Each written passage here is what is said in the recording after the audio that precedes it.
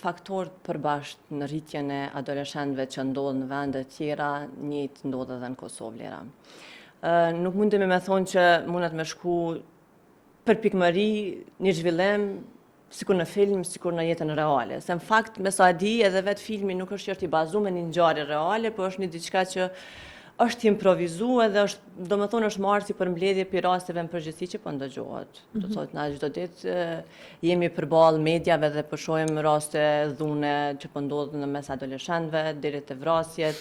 Do të thonë, lloj-lloj probleme, po këtu është e rëndësishme që ju ka dhënë theks aspekti të teknologjisë, narrativa digjitale që ndodhin edhe që po kanë ndikim në formësimin e identitetit të adoleshentëve. Diçka që përpara kjo nuk ka qenë prezente.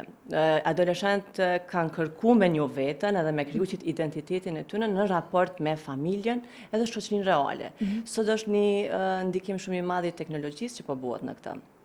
Do të thotë ka ma shumë faktorë që po luajnë rol, si në aspektin ekonomik, social, kulturor, cilët po e rëndojnë ose nuk po kanë një impakt shëndetshëm me urrit ata individ. Kështu që kjo është një pasqyrë shumë reale asaj se çka po ndodh me adoleshent. Kjo është një diçka që duhet me dhënë fokus, do të thotë qysh teoria na ka mësuar qysh herët, sa është e rëndësishme kjo fazë, ose në përgjithësi fazat e zhvillimit, qysh prej lindjes edhe derisa të kalojmë fazën e identitetit, kur kemi arë në një formim të personalitetit, me thonë deri në atë moshë, sado që kjo vazhdon gjatë krejt jetës përmes përvojave ne formohemi. Po kjo është faza më e ndihshme, na çdo herë kemi mësuar, çdo herë na është bërë ditun përmes teorive të ndryshme për rëndësinë e këtyneve fazave se çysh na i kalojmë. Po në fakt na përshohim në realitet. As familja nuk është i dhënë qaq rëndësi kësaj pjese, as sistemi shkollor nuk është i dhënë qasaj pjese rëndësi sa duhet.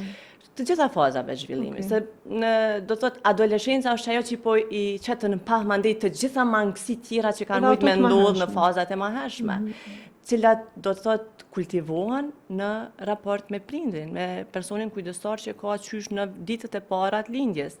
Kështu që ajo është koha kur po na gjen të papërgatitur me veprimet që ata po bojnë, me qasjen ata që po e kanë, si me prindin, si me shoqërinë, edhe na do të thotë po jemi në një pozicion sikur po befasohemi se çka po ndodh. Do të thotë se nuk po i dhojmë rëndësi me kohë gjitha këtyre fazave ose nevojave të tyre gjatë fazave krejt zhvillimit deri te puberteti ose adoleshenca. Kur po thu nuk ju japim nevojave të tyre, do të thonë çysh duhet një prind mi jap rëndësi ose do të thonë nevojave përderisa është e rëndësishme, çysh duhet mi plotësu që ato nevoja? Çysh ju jipet? Çka duhet prindi me bo konkretisht?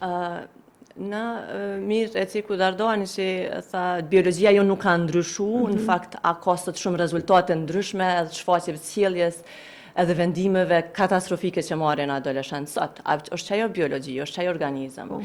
Po është mjedisje edhe rrethana që kanë ndryshuar shumë.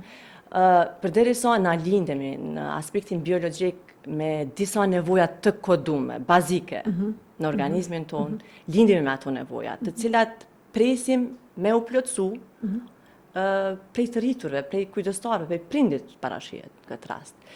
Ato nevoja janë bazike të cilat mësohen aty, edhe nuk munden me i kompenzu gjatë jetës në qoftë se na nuk i kemi plotësu. Qysh është nevoja për dashuri? Qysh është nevoja për besim?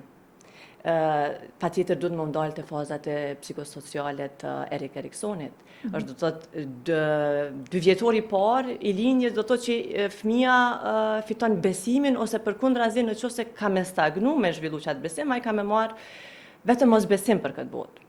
Mandej është faza tjetër, do të thotë që menjëherë mas kësajna është ajo që fëmia kërkon një autonomi, po nëse nuk e zhvillon dhe nuk janë rrethonat, nuk është mjedisi që po e përkraqet autonomitë të tina, ai gjithsesi ka me zhvillu disa ndjenja të turpit, që shumë këtu fliten në film, do të thotë që adoleshenti në fjalë ka qenë i paaftë me përballu ndjenjat e turpit brenda vetes.